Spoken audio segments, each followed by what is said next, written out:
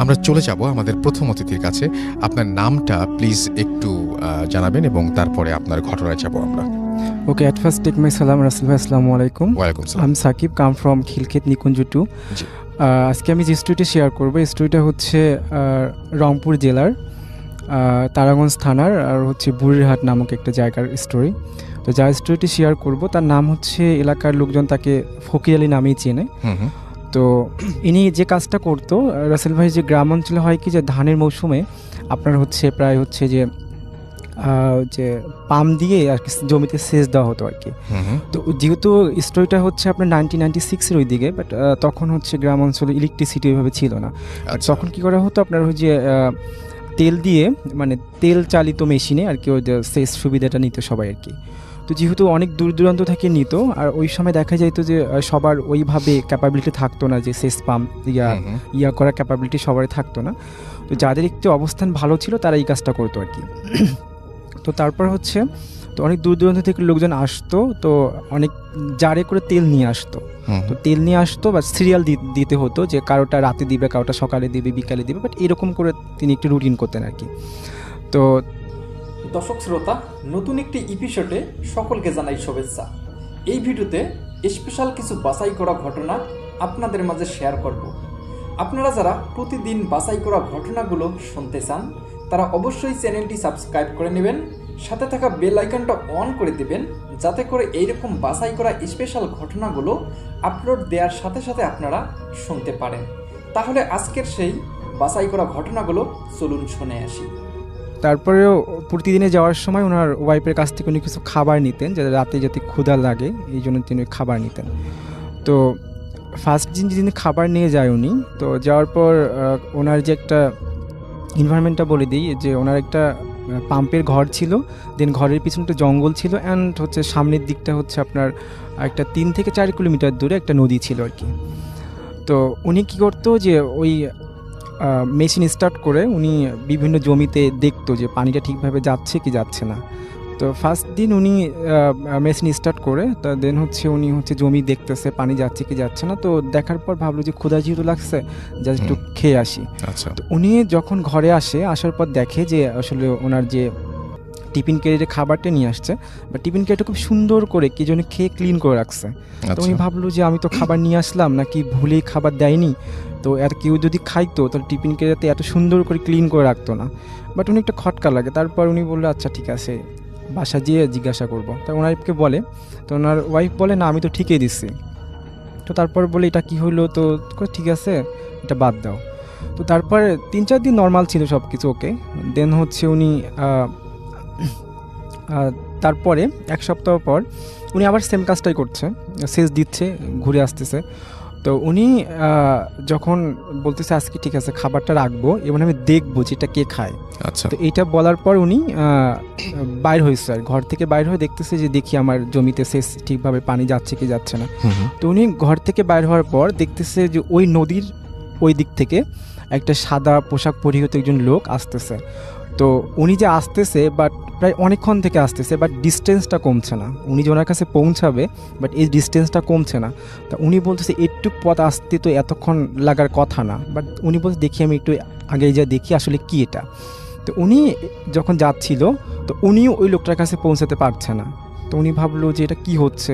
তারপরে উনি যখন যাচ্ছিল তো হঠাৎ করে তিনি কিউরিসিটি বশত ভাবলো দেখি একটু আমার মেশিনের ঘরের দিকে একটু তাকাই।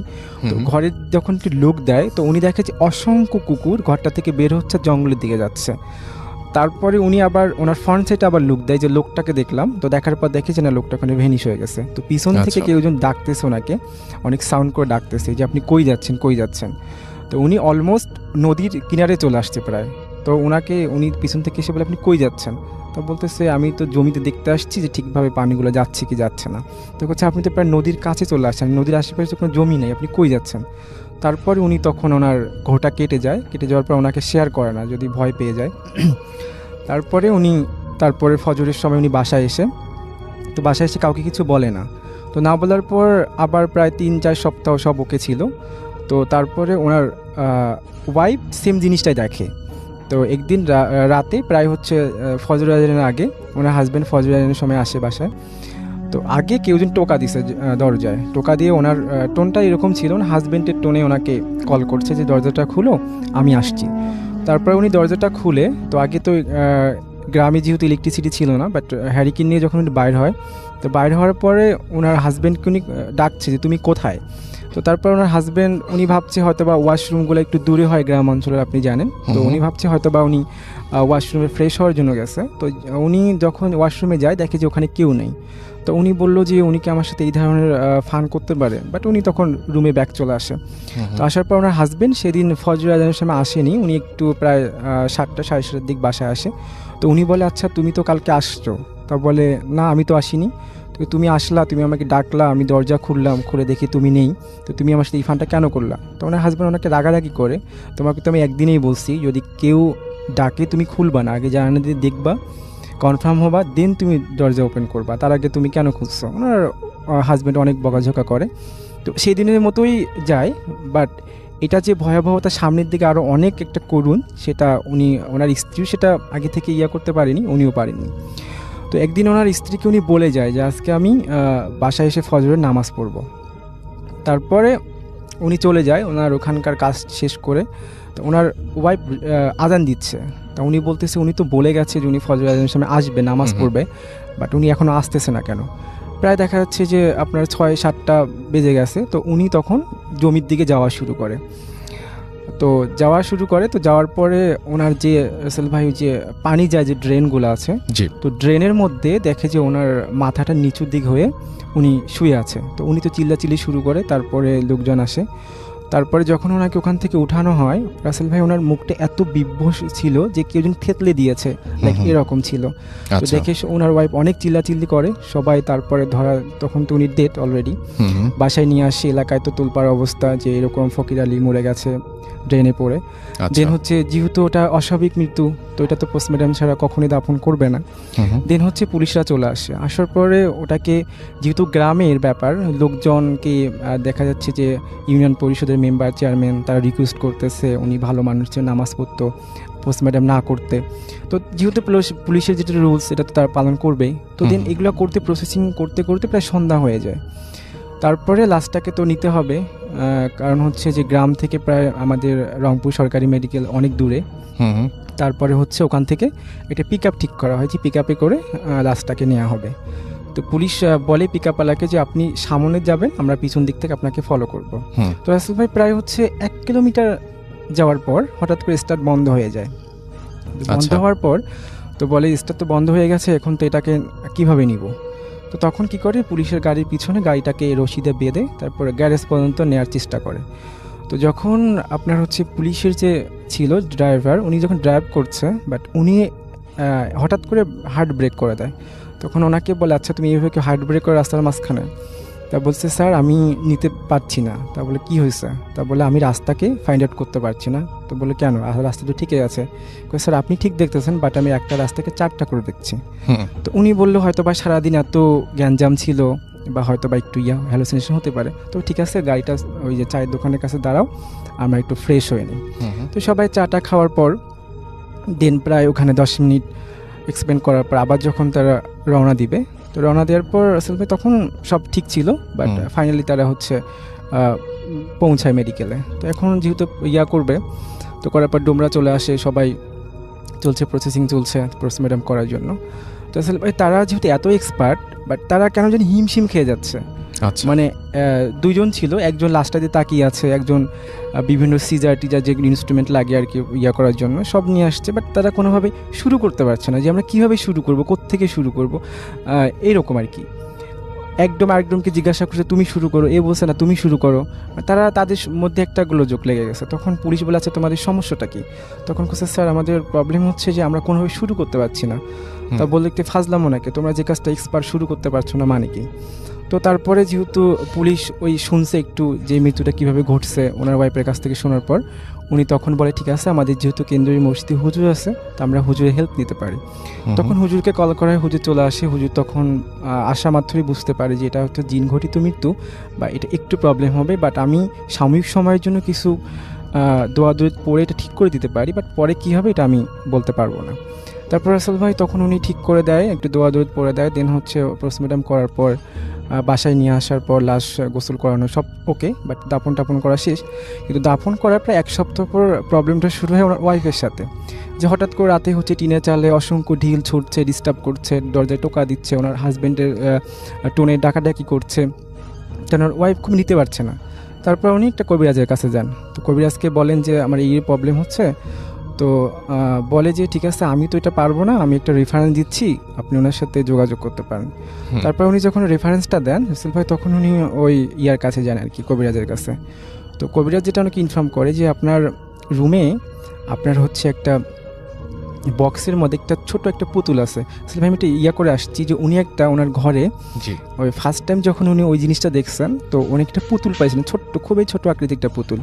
তো ওই পুতুলটা উনি ঘরে এসে রাখেন, বাট ওনার ওয়াইফ জানতো না। তো তখন হুজুর বলে ওই পুতুলটা হচ্ছে আপনি একটা ছোট্ট একটা ব্যাগে করে ব্ল্যাক কাপড়ের একটা ব্যাগ তৈরি করবেন, তৈরি করে ওই ব্যাগে করে আপনি পুতুলটা হচ্ছে ওই নদীতে ফেলাই দিবেন।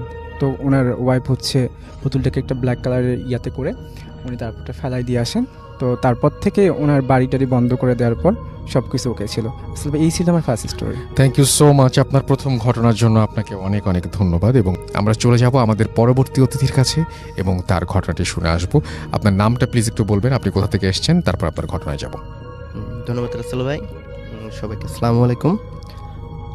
আমি নাহিদ, আসছি ডুয়েট গাজীপুর থেকে। জি। তো আমি যে গল্পটা বলবো এটা আমার এলাকার চাটমোহর পাবনার। আর এটা আমাকে বলতে আমার সিনিয়র স্যার মাসুদুর রহমান। তো ঘটনা হচ্ছে 2006 সালের। তো আমার স্যার বলি যে স্যার টেক্সটাইল ইঞ্জিনিয়ার, তো পাবনার থেকে ঢাকাতে থাকতো বাসাতে। তো উনি জব করতে করতে হঠাৎ 2 দিনের ছুটিতে বাসায় যায়। তো বাসায় যেতে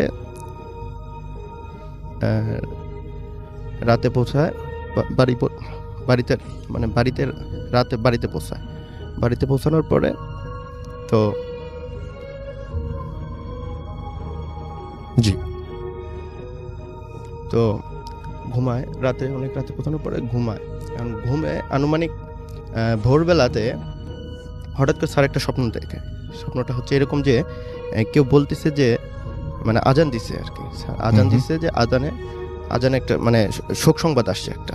স্বপ্নটা এরকম ছিল যে শোক সংবাদ, তিনি কেউ একজন মারা গেছে। তো এই শোক সংবাদ শোনার পরে মানে স্যারের ঘুমটা ভেঙে যায়। তো ঘুম থেকে উঠে স্যার এখন ফ্রেশ হলো। এখন ফ্রেশ হওয়ার কিছুক্ষণ পরে, প্রায় 15-20 মিনিট পরে, মানে সত্যি এলাকার থেকে ওই মসজিদ থেকে মানে ওই যেই স্বপ্নটা দেখছে স্যার, ঠিক সেই স্বপ্ন, হ্যাঁ হুবহু সেই স্বপ্নটাই মানে বলতেছে মসজিদ থেকে, মানে মসজিদ থেকে যে একটি শোক সংবাদ, অমুক মারা গেছে, তো ওনার জানাজা হবে মানে 4টা-5টার দিকে, অর্থাৎ আসরের নামাজের পরে। তো আমাদের ওখানে একটা কলেজ ছিল, এই কলেজের মাঠে অনুষ্ঠিত হবে জানাজা নামাজটা। তো জানাজা নামাজটা এখন যখন ওই লোকটা মারা গেছে, তো ওই স্যারের আম্মু ওই লোকটাকে খুব চিনতো, এবং ওই লোকটা ভালো ছিল এরকম। তো স্যারের আম্মু স্যারকে বললো যে স্যার যেহেতু ছোটো ছিল, যে তুই একটু ওই লোকের জানাজাতে একটু অংশগ্রহণ করিস, যেহেতু স্যার কিন্তু 2 দিনের ছুটিতে আসছে। তো আচ্ছা ঠিক আছে, এখন স্যার ওইটা আমলে নিছে। তারপর স্যার থিঙ্কিং করতেছে কী ব্যাপার, আমি বুঝলাম না, আমি স্বপ্ন দেখলাম একটা, সেটাই আবার বাস্তবে প্রকাশ হলো। তো একটা কিউরিওসিটি, আচ্ছা ঠিক আছে আমি জানাজাতে থাকবো, মানে শেষ পর্যন্ত থাকবে। তো সচরাচর জানাজা হইলো। জানাজার পরে এখন গোরস্থানে মাটি দেওয়ার জন্য লাশ নিয়ে গেছে, স্যারও গেছে। তো জানাজা করার শেষে মাটি দেওয়ার পরে যেটা হয় আমাদের দেখা যাচ্ছে কি যে মানে কবরটা অনেক মানে করে অনেকে, অনেক বাঁশ কেটে, তারপরে কি মানে চাটাই চাগাড়ি যেগুলো বলি আমরা, তো ওগুলা দিয়ে খুব সুন্দরভাবে সাজায় করে কবরটা প্রস্তুত করে। তো ওইখানে আমাদের মানে যে ইয়েটা ছিল, হুজুরটা ছিল জানাজা নামাজটা পড়ায়, ইনস্ট্যান্ট হুজুর কিন্তু কবরের ওখানে দাঁড়ায় আছে, দেখতেছি যে কবর প্রস্তুত করা ঠিক হয়েছে কিনা। তো যেহেতু হুজুর মানে জানাজা পড়াইছে এবং ওই লাশ দাফন দেওয়া মানে শেষ পর্যন্ত কিন্তু হুজুরের মানে দায়িত্ব থাকে এরকম।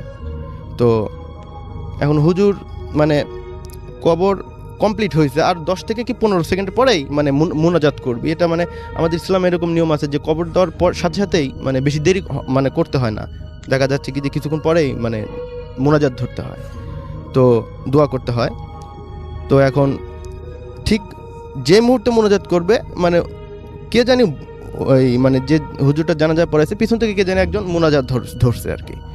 তো এইটা আর কি কেউ বুঝতে পারে না। মোনাজাতটা অনেক বড় হয়েছে, মোনাজাত মানে প্রায় 15 থেকে 20 মিনিটের মতো মোনাজাতটা। তো এখন মোনাজাত হয়েছে, এখন দোয়া হচ্ছে, এখন কেউ কিছু বলতে পারছে না। কিন্তু যখন অ্যাট দ্য টাইমে সবাই বিরক্তি হয়েছে তখন একজন বলে ফেললো যে হুজুর একটু মানে দোয়াটা একটু শর্ট করে করেন। তখন কিছুক্ষণ পরে আবার মানে দোয়া শেষ হয়ে যায়। তো যাই হোক, দোয়া শেষ হওয়ার পরে এখন হুজুর কিন্তু সামনে যে হুজুরটা ছিল জানাজা নামাজ পড়াইছে সেই হুজুর কিন্তু দোয়া করে মানে দোয়া মোনাজাতটা ধরে নাই। সে হুজুর পিছন থেকে ঘুরে বলছে আচ্ছা কে কোন হুজুর বা কে এই দোয়াটা ধরলোটা কে?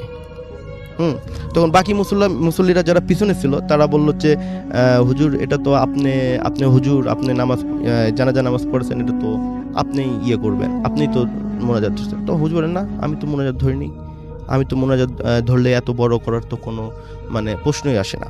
তো কে ধরাইছে? হুজুরেরও কিন্তু রাগ আছে যে কে এরকম একটা রাগারাগির পড়ায় এট দ্য পর্যায়ে সবাই বললো, মুসল্লিরা বলেছে যাই হোক যেটা হওয়ার হয়েছে, এখানে রাগারাগি করে কোনো লাভ নাই। হয়তো গায়েবীভাবে কোনো একটা লোকটা ভালো ছিল যেহেতু, হয়তো এইরকম একটা মানে কোনো একটা ফেরেস্তা হয়তো এইরকম একটা মানে মিরাকেল একটা ঘটনা ঘটছে।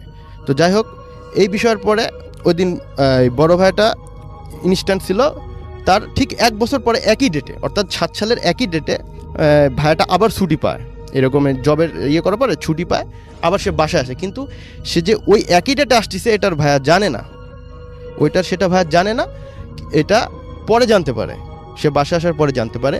তো যেহেতু সে জানে না, সে ট্রেনে আসবে, জব করছে মানে অফিসে কাজ করছে, বিকাল দিয়ে কাজ করে বের হয়েছে সন্ধ্যার আগে। তে ওইখানে তো আর কোনো মানে ট্রেনে যাবে বাসাতে, এখন ট্রেনে করে বাসাতে যাবে কিন্তু ওইখানে কোনো বসার মতো মানে স্ট্যান্ডিং টিকিট কাটছে কিন্তু বসার কোনো সিট পায়নি। তো যে লোকটা মারা গেছে, ওই যে মারা গেল জানাজা এবং কবর দিল, ভাইয়া কিন্তু ওই লোকের চেহারাটা দেখেনি। আর যেহেতু ভাইয়া অনেক দিন পর পর মানে বাসায় যায়, হয়তো চেহারা দেখলে চিনতে পারে, হয়তো নাম জানে না, অথবা নাম শুনলে চিনতে পারে চেহারা জানে না, এরকম হতে পারে বলে। তো যে স্টেশনে আসলো সেই স্টেশনে ওই লোকটাকে দেখছে, দেখার পরে চিনতে পারছে যে হ্যাঁ এই তো আমার এলাকার আঙ্কেল। তো এলাকার আঙ্কেলটা যে কথাটা বললো, এখন এলাকার আঙ্কেল ওকে দেখেও চিনতে পারছে, হ্যাঁ কী খবর তুমি এখানে? তো বললো যে এই বিষয়ে আমি তো এখানে থাকি, এখানে জব করি, তো আমি বাসায় যাচ্ছি আজকেতে, ছুটিতে 2 দিন ছুটি পাইছি। তো আচ্ছা ঠিক আছে। তো আঙ্কেল এবং ওই যে লোকটা মারা গেছে ওই লোকটা সেই মানে 2007 সালের এই ভাইয়ের সাথেই দেখা। তো ভাইয়া তো দেখেনি, চেনেও নাই, তো ওইভাবে বলতেছে যে আচ্ছা ঠিক আছে তাহলে একসাথেই যাই। তো ওই আঙ্কেলের আবার টিকিট কাটা ছিল, অ্যাডভান্স টিকিট, সিটিং মানে সিট সহ। তো আঙ্কেল আবার কি করছে যে যাতে ঠিক আছে তুমি বসো, আমরা একসাথে যাই, পরে এরকম মিলেমিশেই যেতে পারবো, বেশি দূরে না, কাছেই। তারপরে এইভাবে করে আসছে। মাঝখানে আসার পথে মাঝখানে অনেক আলাপ আলোচনা হয়েছে, আঙ্কেল তার বিষয়ে বলছে, হ্যাঁ, তারপর আমার বড় ভাইও তিনিও তার বিষয়ে আলাপ আলোচনা করছে। তো এইভাবে আস্তে আস্তে বাসায় পৌঁছালো রাত তখন 2টার দিকে মানে বাসাতে আসছে। তো বাসাতে আসার পরে সেম মায়ের আম্মুর সাথে দেখা হলো, বাসাতে আসা আম্মু ছিল, স্যারের আম্মু থাকে। তো আম্মুর সাথে কথা বলতে বলতে বললো যে আজকে তো এই বিষয়ে একটা আঙ্কেলের সাথে আসলাম, তো আঙ্কেল তো আমাকে তার সিট সে নিজে না বসে, সে একবারও বসেনি, আমাকেই তার সিটটা দিল। তাই আমি মনে করলাম হয়তো আমাকে ভালোবাসে বা স্নেহ করে, সেই হিসাবে আমাকে তার ইয়েটা দিছে। আমিও আঙ্কেলকে জোরাজোরি করছি বসার জন্য, বাস আঙ্কেল একটাবারের জন্য বসেনি, খালি আমাকেই বসানছে। ইভেন যেগুলো স্টেশনের টপিকস আছে, টপিক্সের যেগুলো হয় সেগুলোতে আঙ্কেল আমাকে অনেক চিপস অথবা জুস, হ্যাঁ, এগুলো কিনে দিয়েছে, আমি খাইছি। মানে আমাকে খুব আদর করতে করতে, নিজের ছেলের মতো আদর করতে করতে নিয়ে আসছে। তো নিয়ে আসার পরে এই তো এগুলো বললো, এবং আঙ্কেলের যে ছেলের কিছু কথা বললো, তখন ওই আমার ওই বড় ভাইয়ের আম্মুটা বুঝতে পারলো যে এটা সেই 1 বছর আগে যে লোকটা মারা গেছে সেই লোকটাই ছিল। 7 বছর আগে বলেছিলেন? না 2007 সালের ঘটনা। আচ্ছা, 1 বছর আগে। 1 বছর আগে, হ্যাঁ, একই ডেটে মানে মৃত্যুবার্ষিকী। তো সেই যে ঘটনাটা মানে 1 বছর আগে যে লোকটা মারা গেছে সেই লোকের সাথে আছে। ওই সময় তো আমার ওই ভাইয়াটা আর কি জানাজা অংশগ্রহণ করছে এবং মাটি দিছে, কিন্তু চেহারা তো দেখেনি। আর ভাইয়া তো থাকে না এলাকায়, ঢাকাতে জব করে, সে মাঝে মাঝে যায় 2-1 দিনের ছুটিতে, হ্যাঁ।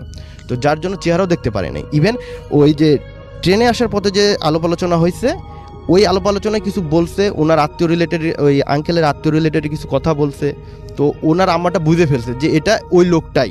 তখন আমার বড় ভাইয়ের আম্মু খুবই মানে হতভম্ব হয়ে গেল যে কিভাবে সম্ভব এটা, যে 1 বছর আগে তুই বললো, ভাইয়াকে বললো যে তুই তো জানাজা করলি তোর আঙ্কেলের, এবং আজকে সেই আঙ্কেলের আবার হচ্ছে মানে যেহেতু পাশাপাশি তো একদম বাড়ির পাশাপাশি তো 1 বছর উপলক্ষে হয়তো দোয়া মিলাদ এরকম কিছু হয়, অনেকে আবার কালেমা এরকম কুরআন শরীফ খতম দেয়। তো সেই হিসাবে ওই আঙ্কেলের আম্মুকেও দাওয়াত দিছিল, যেহেতু আঙ্কেল মানে ছোট বড় ভাইয়ের আম্মুকেও দাওয়াত দিছিল, যেহেতু বড় ভাইয়ের আম্মু থাকে। যে বললো যে এই আঙ্কেল তোর 1 বছর এই আঙ্কেলই মারা গেছে, তোর হয়তো খেয়াল নাই, মনে থাকিস না, এখানে আসিস না, আর যার জন্য তুই দেখিস নি। তখন বড় ভাই তো মানে খুব শক খাইছে যে কিভাবে সম্ভব এটা, মানে আমার সাথে এরকম হওয়ার কারণটা কি। সে একবার মানে স্বপ্ন দেখলো, স্বপ্ন দেখার পরে সেটা আবার বাস্তবে হলো, তারপর আবার জানাজাতে অংশগ্রহণ করে এরকম একটা মিরাকেল হলো, দেন আবার আজকে বাড়িতে আসলাম, এই ধরনের হওয়ার কারণটা কি। তখন বড় ভাইয়ার আম্মু বলল ওই রাতেই বলল যে দেখ, বিষয়টা হচ্ছে তুই যখন ছোট ছিলি, তোর ওই আঙ্কেলটা মানে তোর যখন অসুখ হয়েছিল, ছোটোবেলাতে অনেক অসুখ হয়েছিল, অনেক ট্রিটমেন্ট করছিলাম, জ্বর, কিছু জ্বর হয় ছোটো বাচ্চাদের, যেগুলো ডাক্তারের ওষুধ এইগুলো কাজ করে না, হ্যাঁ। দেখা যাচ্ছে কি বনজ বা ভেষজ যদি ওষুধ আমরা খাওয়াই, এই ধরনের, অথবা কবিরাজি যদি ওষুধ খাওয়াই, তাহলে ওই ক্ষেত্রে মানে সেরে যায়। তো ওই আঙ্কেলটা নাকি কি যেন একটা গাছ, এরকম পাতা অথবা গাছের রস এরকম নাকি, মানে যখন দেখছে মানে আমার ডাক্তারের ট্রিটমেন্টে কাজ হচ্ছে না, মানে অনেক মানে বড় ভাইটা মানে না বাঁচা এরকম একটা পর্যায়ে, তখন নাকি ওই আঙ্কেলটা বড় ভাইকে নিয়ে 1 দিন না 2 দিন কাছে রাখছিল, এরকম একটা রাখার পরে কিছু চিকিৎসার বনজ ভেষজ অথবা কবিরাজি চিকিৎসা করে তাকে সুস্থ করছে। তো যার জন্য বলা চলে কি সেই আঙ্কেলের ট্রিটমেন্টে তার নতুন লাইফ সে ফিরে পাইছিল। তো যেহেতু আঙ্কেল মারা গেছে, তো তখন মানে বড় ভাইয়ার আম্মুটা মানে বুঝতে পারছে যে যেহেতু এই বিষয়টা ছিল, তাহলে সেহেতু মানে বড় ভাইয়ের সাথে এরকম ঘটনাটা ঘটছে, তিনি মারা যাওয়ার পরেও 1 বছর পরেও তাকে হয়তো এইভাবে আসছে। ধন্যবাদ রাসেল ভাই, এটাই ছিল। থ্যাংক ইউ সো মাচ আপনার ঘটনার জন্য, আপনাকে অনেক ধন্যবাদ। এবং যাবো একটা অডিও ক্লিপে, এবং অডিও ক্লিপ শেষ করে আমরা আবারও ফিরে আসবো। সেই পর্যন্ত আমাদের সঙ্গে থাকবেন এবং অবশ্যই জানাবেন অডিও ক্লিপটি কেমন লাগলো। এটি পাঠিয়েছেন তাপস, ইউনাইটেড কিংডম থেকে। রাসেল ভাই, মাসুম ভাই আর সব লিসনারকে আমার শুভেচ্ছা। আমি তাপস, আমি ইংল্যান্ডের কেন্ট থেকে আপনাদের সাথে একটা ঘটনা শেয়ার করছি। প্রফেশনালি আমি একজন লেকচারার, আর আজকে যে ঘটনাটা আমি শেয়ার করব এটা আমার এক স্টুডেন্টের ঘটনা। তো 2010-11 সালের দিকে আমার ক্লাসে রাসিম নামে পাকিস্তানি একটা স্টুডেন্ট ছিল। তো স্টুডেন্ট হিসাবে রাসিম খুব ব্রিলিয়েন্ট, হি ওয়াজ ব্রিলিয়েন্ট, অ্যাটেন্ডেন্স খুব ভালো, প্লাস রেজাল্টস খুব ভালো। তো সারপ্রাইজিংলি কোনো একটা সেমিস্টারের শেষে যখন গ্রুপ বা পুরো ক্লাসের রিপোর্ট পাবলিশ হয়, তখন আমি দেখলাম যে ওই সেমিস্টারে ওর অ্যাটেন্ডেন্স হঠাৎ করে ড্রপ করছে, প্লাস মিড টার্মের দিকে যত অ্যাসেসমেন্ট ছিল ওইগুলোতে অনেকগুলোতে সে অ্যাপিয়ার করে নাই। আর সেমিস্টার শেষে যে অ্যাসাইনমেন্ট বা ছিল সেটা কোনো সাবজেক্টেরই কোনোটাতে সে সাবমিট করে নাই। তো যেটা মানে ভেরি আনলাইক রাসিম, যে সে সিরিয়াস ক্যাটাগরি স্টুডেন্ট। তো আমি যেটা করলাম, আমি আমাদের অ্যাডমিন ডিপার্টমেন্টে চেক করলাম যে ওদের রেকর্ডে কোনো সিক নোট বা এই টাইপের কিছু আছে কিনা। তো ওরা বললো যে না, কোনো সিক নোট নাই, তবে 2-3 মাস আগে রাসিম একটা ওর ওয়াইফের ভিসা অ্যাপ্লিকেশনের সাপোর্ট হিসাবে একটা লেটার সে নিছে। তো ওরা একটু ফান করেই কথাটা আমাকে বলল। তো আমি ভাবলাম যে আচ্ছা, তারপরে স্টিল ওর মতো সিরিয়াস স্টুডেন্টের তো এরকম হওয়ার কথা না। তো আমি ওকে একটা ইমেল পাঠাই যে আমার সাথে দেখা করার জন্য। তো ইমেল করার 2-3 দিনের মাথায় রাসিম আসলো দেখা করতে। তো সে যখন জিজ্ঞাসা করলাম, ও বললো যে স্যার, আপনি তো আমার মানে আমার সাইডের স্টোরি বিলিভ করবেন না। তো আমি বললাম যে ট্রাই মি, দেখি what you have to say. তো ও বলল যে ও এমনি একটা এখানে সিকিউরিটি এজেন্সিতে ও কাজ করে। আর এখানের সিকিউরিটি এজেন্সির কাজগুলো যেটা হয়, এজেন্সির অনেক ক্লায়েন্ট থাকে, ওই ক্লায়েন্টের রিকোয়েস্ট অনুযায়ী এই সিকিউরিটিদেরকে সাপ্লাই করা হয়। তো এই কারণে জবটা কোনো একটা পার্টিকুলার এর জায়গায় বা সাইটে কন্টিনিউয়াসলি নাও থাকতে পারে, দেখা যায় রোটেট হয়। অনেক সময় আছে লন্ডনের বাইরে, ও লন্ডন বেজ, অনেক সময় আছে লন্ডনের বাইরে কোনো একটা সাইটে হয়। যখন লন্ডনের বাইরে হয় তখন আরও দেখা যায় যে টানা 2-3 দিন হয়তো ওর লন্ডনের বাইরে থাকতে হচ্ছে। আর ইউজুয়ালি আপনার ওয়ার্কিং আওয়ার্সটা খুব লং সিকিউরিটিদের জন্য। তো যেটা চিন্তা করে যে ওয়াইফ আসার পর এরকম তো আসলে কাজটার জন্য ডিফিকাল্ট হবে যে লন্ডনের বাইরে যাওয়া বা সেই। তো ও তখন ওর কোম্পানিতে যে বলে যে সরি, আমি মানে কাজটা ছেড়ে দিব। তো ওর যে কোম্পানি, ওর যে বস থাকে, সে হি কোয়াইট লাইক মানে রাসিম। তো যেটা বলে যে দেখো, আমি তোমাকে একটা ভালো অফার দিই যেটা তোমার জন্য হয়তো বেনিফিশিয়াল হবে। তো অফারটা হচ্ছে ওই কোম্পানির একটা ক্লায়েন্ট, তারা লন্ডনে একটা প্রপার্টি, একটা বিল্ডিং তারা কিনছে। আর বিল্ডিংটা কিনে ওরা লোকাল কাউন্সিলের কাছে প্ল্যানিং পারমিশনে অ্যাপ্লাই করছে। তো বিল্ডিংটা হচ্ছে এখানে গ্রেড 2 নামে একটা ক্যাটাগরি আছে, যেটাতে মানে বিল্ডিংটার সাথে ধরেন একটু হিস্টোরিক কিছু অ্যাটাচমেন্ট আছে। তো এই কারণে এই মানে অ্যাপ্লিকেশনটা একটু লঙ্গার হয়তো টাইম নিবে অ্যাপ্রুভড হওয়ার জন্য। তো মিনিমাম 3 মাস থেকে 6 মাস হচ্ছে মানে মিনিমাম এক্সপেক্টেড টাইম যেটা লাগবে। কিন্তু এখানে লিগ্যাল অব্লিগেশন অনুযায়ী কোম্পানিটার আপনার ওই বিল্ডিংটা খালি রাখা যাবে না। এখানে ওদের 24 ঘন্টার জন্য সিকিউরিটির মানে একটা ব্যবস্থা করতে হবে।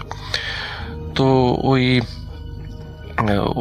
রাসিমের বস যেটা বলে যে তুমি এই বিল্ডিংটাতে তো স্টাফ থাকার জন্য ফ্ল্যাটের মতো করা আছে, ওয়াই ডোন্ট মানে তুমি তোমার ওয়াইফকে নিয়ে এই ফ্ল্যাটটাতে উঠো, এটাতে তোমার স্যালারি রেন্ট সেভ হয়ে যাবে ইনিশিয়ালি।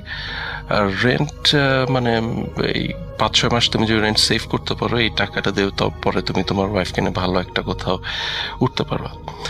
তো তখন রাসিমের কাছে মনে হয় যে হ্যাঁ, ইটস এ গুড প্রপোজাল, কারণ এর মাধ্যমে কোম্পানির যে 24 ঘন্টা একটা সিকিউরিটি অন সাইটে থাকা, সেটাও পারপাস সার্ভ হচ্ছে, প্লাস রাসিমের জন্য রেন্ট সেভ হচ্ছে বা এইসব। তো সে রাজি হয় এবং ও উঠে যায়। এর মধ্যে ওর ওয়াইফ আসে। তো ও থাকা অবস্থায় ওর আসলে কোনো সমস্যা হয় না, he didn't face any problem. তো ওর ওয়াইফ আসার পরে সপ্তাহখানেক ঠিক ছিল, তারপরের থেকে প্রবলেমটা শুরু হয়। তো ও যখন মানে বাইরের থেকে বাসায় ব্যাক করতো, তো ওর ওয়াইফ ওকে বলতো যে আমরা 2জন ছাড়া এই বিল্ডিংয়ে কি আরো কোনো মানুষ আছে কিনা। তো বললো যে না, আমরা 2জনই, কারণ ওই কোম্পানির ওরা এখনো পারমিশন পায় নাই, আর এমনি সিকিউরিটি কোম্পানি থেকে তো আমি একাই আছি এখানে। তো বললো যে না, কিন্তু তুমি গেলে আমি মনে হয় যে শব্দ পাই যে বিল্ডিংয়ের ভিতরে মানুষজন হাঁটতেছে এই সেই। তো রাসিম বলে যে না, এমন হইতে পারে, ফাঁকা বিল্ডিং তো, ফাঁকা প্রপার্টি তো, বাতাসের কারণে এরকম শব্দ ক্রিয়েট হইতে পারে। তো ওয়াইফও এডুকেটেড মেয়ে, তো সেও একসেপ্ট করে নেয় কথাটা। কিন্তু সমস্যা যেটা হয়, এটা আস্তে আস্তে বাড়তেই থাকে। মানে রাসিম বাইরে থাকলেই ওর ওয়াইফ এই শব্দ পাওয়া শুরু করে। ইনফ্যাক্ট এরকমও হয় যে ও এরপর বলতে থাকে যে তুমি বাইরে গেলে আমি শব্দটা মনে হয় যে কেউ হাঁটতেছে করিডোর দিয়ে বা সিঁড়ি দিয়ে উঠতেছে এই টাইপের, কিন্তু পার্টিকুলারলি আমাদের এই যে ফ্ল্যাটটা বা রুমটা, এইটার দরজার সামনে এসে শব্দটা থেমে যায়। তো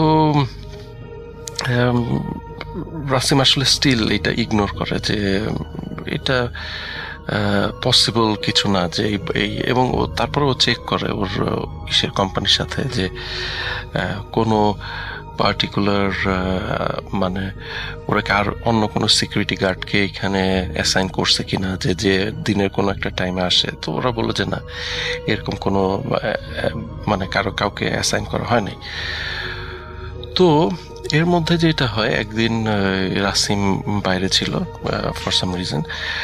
তো ওর ওয়াইফ খেয়াল করে ওই আবার সেই ফুটস্টেপ টাইপের শব্দ বা সিঁড়ি দিয়ে কেউ হাঁটার শব্দ বা করিডোর দিয়ে হাঁটার শব্দটা হচ্ছে, এবং হইতে হইতে ওই বাসার ডোরের সামনে এসে শব্দটা থেমে যায়।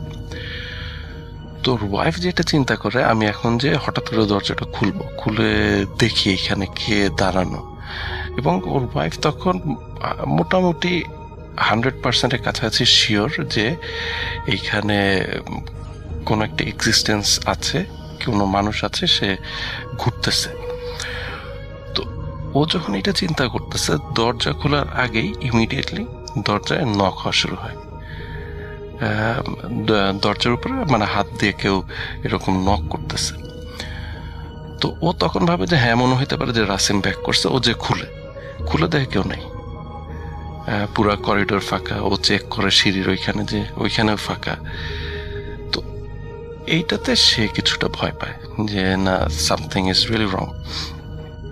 তো তারপরে ওর আসার পর ওর রাসিমকে ও বলে যে এই কাহিনী আজকে এরকম হয়েছে। তো রাসিম যেটা করে, ওর ওয়াইফের একটা কাজিন, সেও লন্ডনে বেসড, আর একটা মেয়ে। তো তাকে বলে যে দেখো, তো মাত্র আসছে, তো ও হয়তো যেহেতু একা একা এরকম থাকে নাই কখনো, ও একটু মানে লোনলি ফিল করতেছে, এইসব কারণে এইসব মানে সাউন্ড বা এইসব হ্যালুসিনেট করতেছে। তো তুমি যদি আমাদের সাথে এসে কিছু থাকো, তাইলে হয়তো এটা ভালো হবে ওর জন্য। তোর ওই কাজিনও রাজি হয়, ঠিক আছে ফাইন, সে আসবে। তো ওর কাজিন আসার পরে ওর কাজিনও সেম জিনিসটা মানে ফিল করে বা এক্সপিরিয়েন্স করে, যে করিডোর দিয়ে হাঁটার শব্দ। আর ইন দ্যাট মানে ওই দরজা যেদিন খুলছিল, এর পরের থেকে যেটা হয়, বাসার ভেতরেও শব্দ হওয়া শুরু করে। যে বাসার ভিতরে হাঁটতেছে, ধরেন ওই মনে হয় রুম 2-3টা ছিল এখানে, যে এই রুম থেকে ওরা এই রুমে আছে, অন্য রুমে হয়তো শব্দ হচ্ছে, বা কিচেনের শব্দ হচ্ছে, অথবা টয়লেটের ভিতরে শব্দ হচ্ছে। এই টাইপের বিভিন্ন জায়গায় র্যান্ডম শব্দ হওয়া শুরু করে। তো যেটা হওয়ার পরে ওর ওই কাজিন 2-3 দিন থাকে। 2-3 দিন থাকার পরে সে বলে যে না, আমি আসলে এই জিনিসগুলো খুব অ্যাকসেপ্ট করতে পারতেছি না, তো আমি আসলে এখানে থাকবো না। তো ও অফার যেটা করে যে আমি যেই বাসায় থাকি ওইখানে মানে রুম অ্যাভেলেবল আছে, তোমরা যদি চাও you can move into that house. কিন্তু এর মধ্যে কিন্তু রাসিম কিছু এক্সপিরিয়েন্স করে নাই, তো এই কারণে সে এখনো জিনিসটা খুব লাইটলি নিচ্ছে। তো ওর ওয়াইফও তখন একটু জেদ ধরে যে না, সে আসলে দেখতে চায় যে কি হচ্ছে। তো লাস্ট যে ঘটনা যেটা হয় আমার সাথে এই রাসিমের মিটিং এর আগে, তো বলে যে ও বাসায় সেদিন শুধু ও আর ওর ওয়াইফ। তো মনে হয় কোনো কারণে দোকানে গেছে র্যান্ডম কিছু জিনিস কেনার জন্য, গ্রসারি বা এই টাইপের কিছু হবে কেনার জন্য, যে 10-15 মিনিট বাইরে থাকবে। তো এর মধ্যে ওর ওয়াইফ বাথরুমে যায়। তো রাসিম যখন আসা ও চাবিতে ঘরে ঢুকে দেখে বাথরুমের ডোরটা বাইরে থেকে লাগানো, বাসায় কিন্তু আর কেউ নাই, এবং মেইন ডোরও লক করা ছিল, যেটা রাসিম চাবি নিয়ে গেছে। তো দেখে বাথরুমের ডোরটাও করা। তো যে সাথে সাথে বাইরের থেকে বাথরুমের যেটা হচ্ছে আপনার প্যাডলক টাইপের থাকে আর কি, ওই ছিটকিনি টাইপের যেটা, ওইটা খুলে দরজা পুরোটা খুলে দেখে ওর ওয়াইফ ভিতরে বসে সে কাঁদতেছে। তো কি ব্যাপার, ও বলে যে তুমি যাওয়ার পরে তো এইরকম শব্দ হওয়া শুরু হয় বাসার ভিতরে, এবং বাথরুমের দরজায় নক পড়তে থাকে। তো নক পড়ার পরে ওর ওয়াইফ তখন দরজা শক্ত করে ধরে দাঁড়ায় থাকে, এবং কিছুক্ষণ পর যখন খুলতে চায় তখন আর দরজাটা খুলতেছে না। তো কারণটা অবভিয়াস যে এটা হচ্ছে মানে বাইরের থেকেই তখন অলরেডি সামওয়ান সামহাউ এই বাথরুমের দরজাটা লক করে দিছে। তো এই ইনস্ট্যান্সের পরে রাসিম মানে মানে একটু অ্যাকসেপ্ট করা শুরু করে যে হ্যাঁ সামথিং ইজ গোয়িং রং। তো তখন আমাকে বলল যে স্যার আমি তো আমাদের যে লোকাল এখানের মসজিদ আছে, এখানের এক হুজুর আছে, তাকে আমি বলছি আমার বাসায় আসার জন্য, তো সে আসবে আগামী 1-2 দিনের মধ্যে। আসার পরে কি আপডেট হয় আমি আপনাকে জানাবো। তো এরপরে আরো সপ্তাহখানেক পরে, সপ্তাহখানেক না আরো বেশি হবে, আমার মনে হয় 2-3 সপ্তাহ পরে রাসিম আসে। তো বলল যে আপডেট হচ্ছে ওই হুজুর আসছিল, এসে সে মানে একটু দোয়া টোয়া পড়ছে বা ই করছে, কিন্তু তারপরে এটা আসলে রিজলভ হয় নাই। রিজলভ না হওয়ার পর ওই হুজুর বলছে যে দেখো এটা হয়তো এমন কোনো এন্টিটি যেটা হয়তো আমার ক্যাপাবিলিটি নাই। তো তখন ইংল্যান্ডে আরেকটা সিটি আছে যেটার নাম হচ্ছে পোর্টসমাউথ। তো ওই হুজুর বলে পোর্টসমাউথে একজন এরকম আলেম লোক আছে, সে হয়তো এসে তোমার করতে পারবে, এটা রিজলভ করতে পারবে। তো ও তখন এই পোর্টসমাউথের হুজুরের সাথে কমিউনিকেট করে যে এরকম একটা ক্রাইসিস হচ্ছে আমার বাসায়, তো আপনারা যদি করেন একটু এসে দেখতে পারেন। তো ওই হুজুর মনে হয় আরো কয়েকদিন পরে বা নেক্সট উইকে আসে পোর্টসমাউথ থেকে। তো এসে উনি দেখাটার পরে তো উনি কিছু মানে রিচুয়াল হয়তো করে যে বন্ধ করা বা হোয়াট এভার এই টাইপেরই, তো এগুলো করে। তো করার পরে বলে যে তুমি দেখো কি হয়, এটা রিজলভ হইতে পারে। তো রিজলভ যদি না হয় তখন আমাকে ফোন করে বলবা যে কি হচ্ছে সিচুয়েশন। তো এই ইসের পরেও রিজলভ হয় না। রিজলভ না হওয়ার পর ও আবার ফোন দেয় ওই পোস্টমাস্টার হুজুরকে। তো উনি তখন বলে যে দেখো আমি যেটা করছি এটা যদি এই বাসাটার যদি কোনো সমস্যা থাকতো এটা রিজলভ হয়ে যাইতো, তো পসিবলি এইটা এখন আর তোমার বাসার প্রবলেমে নাই। তো তুমি এক কাজ করতে পারো, বাসাটা চেঞ্জ করে দেখতে পারো, তাহলে এটা 100% শিওর হয়ে যাবে যে প্রবলেমটা কোথায়। তো ও তখন ওই ওর ওয়াইফকে নিয়ে, ওই যে ওর ওয়াইফের যে কাজিন আছে ওই বাসায় যে উঠে ফর ফিউ ডেজ।